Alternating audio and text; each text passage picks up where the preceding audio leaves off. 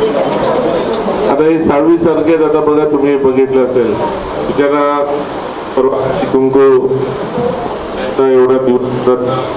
त्रास देणे आता मी येणार उन्हामध्ये उभं आता त्या उन्हामध्ये त्यामुळे त्याला त्रास झाला म्हणजे कसे नगर लोक आहेत तर ते एवढे 30 वर्ष माझ्या बरोबर माझ्या संगतीने राहून या ठिकाणी कामं करतात आणि एक उदाहरण आहे की आपण चांगलं काम केलं चांगलं चाललो तर लोक आपल्या बरोबर असतात फक्त आपण मतलबासाठी लोकांच्या बरोबर राहिलं तर लोक आज काय फोनावर नाही बोलणार पण ज्या दिवशी बॉक्स येते आणि बॉक्समध्ये टाकायची वेळ येते त्यावेळेस लोक बरोबर आपली प्रत्येकाला आपापली जागा दाखवून देत असतात म्हणून मी माझ्या आयुष्यामध्ये कधी ह्या सर्व सहकाऱ्यांबरोबर असतो मुलांबरोबर असतो आपली बरोबर जी कोणी आहे आज ही माझी शाळा आहे शाळेच्या बरोबर असलेले विद्यार्थी विद्यार्थ्यांबरोबर असलेले त्यांचे पालक आहेत पालकांबरोबर असलेले विद्यार्थ्यांवरती लक्ष ठेवणारे माझे शिक्षक आहेत यांना कुठेही काही गोष्टीची काळजी करण्यासारखी गोष्ट लागू नये त्यांना त्याच्यासाठी आमचा आताच माझा प्रयत्न चालू असतो विद्यार्थ्यांना तुम्हाला मी एवढंच सांगतो की आता आमचं शुभम आहे ममित आहे सोमा आहे ही लोक या ठिकाणी कधी येतात जातात कामं बघत असतात पण आम्ही या ठिकाणी जे रोपटं लावलं होतं त्याचं मुलीने सांगितलं 30 वर्षात तुम्ही लावलेलं रोपटं त्या विद्यार्थ्यांनी बोलली त्या रोपट्याचं वेगळ्या पद्धतीने रूपांतर झालं मला माहिती आहे विजय चौगुले जोपर्यंत त्या ठिकाणी जिवंत आहे तोपर्यंत त्या झोपडपट्टीचा काय पालन करून हे प्रबोधन विद्यालय सुद्धा जसं चंद्राबाई विद्यालय हिरो विद्यालय त्या धर्तीवरती हे विद्यालय उभं करण्याचा माझा संकल्प आहे आणि तो मी उभा करण्याचा मी प्रयत्न करणार आहे फक्त प्रॉब्लेम येतो जागेचा MIDC ची जागा या सर्व गोष्टी जागा तरी आपण 30 वर्ष इथं विद्यार्थ्यांच्याकडे लक्ष दिलं MIDC ने फक्त डेव्हलपमेंट केले पण आज नगरपालिकेच्या माध्यमातून सुद्धा या ठिकाणी मला वाटतं शाळा उभा करायला जागा सुद्धा अवेलेबल नाहीये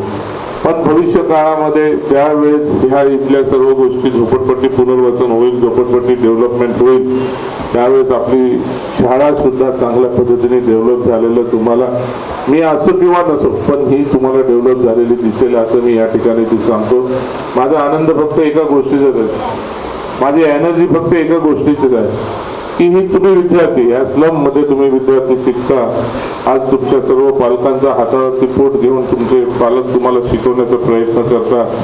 तर पालकांचे जे कष्ट आहे ते कष्ट नजरेसमोर ठेवून तुम्ही पण तसा अभ्यास करायला पाहिजे की माझे वडील सकाळी उठतात कुठं कामाला जातात कुठेही वन डे वर्क असतो कुठेही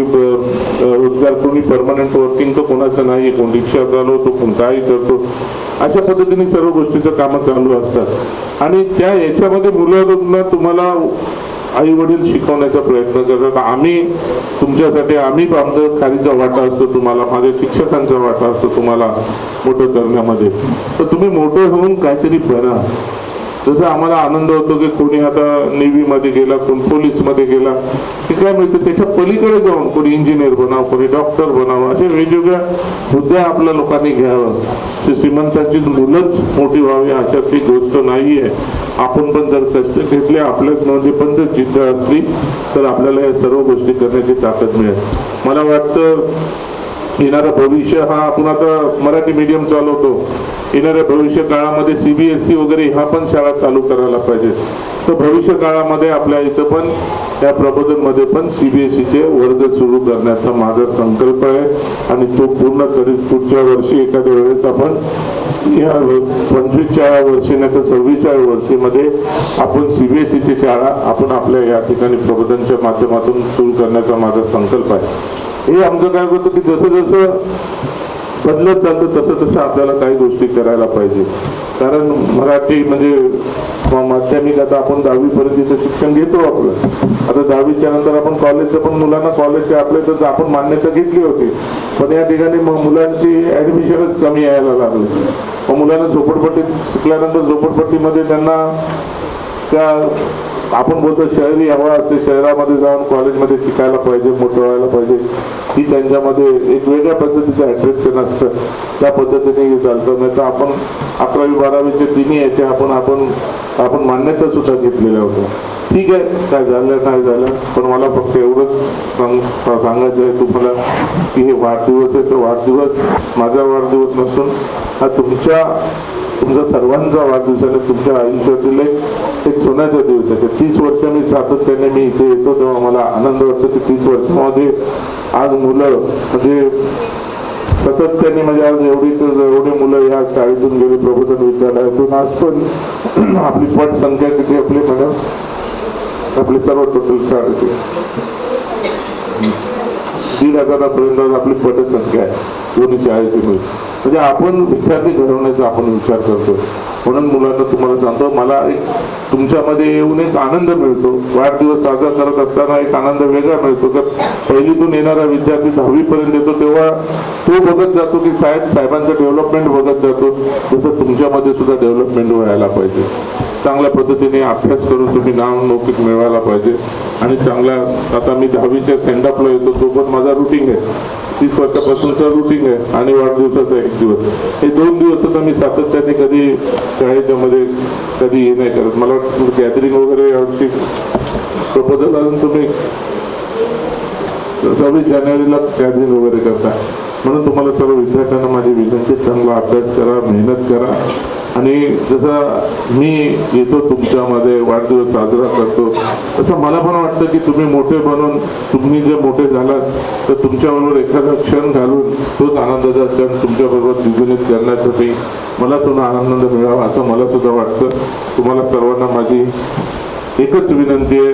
आजचा हा वाढदिवस पुढच्या वेळेस येणारा, आता मला वाटतं इथं 1ली 2रीचे 5वी पासूनचे विद्यार्थी तर 5वी ते 9वीचे विद्यार्थी, 9वीच्या विद्यार्थ्यांनी पण आता 10वीमध्ये जाणार आहे. म्हणून या सर्व गोष्टी त्यांनी नजरेसमोर ठेवायला पाहिजे.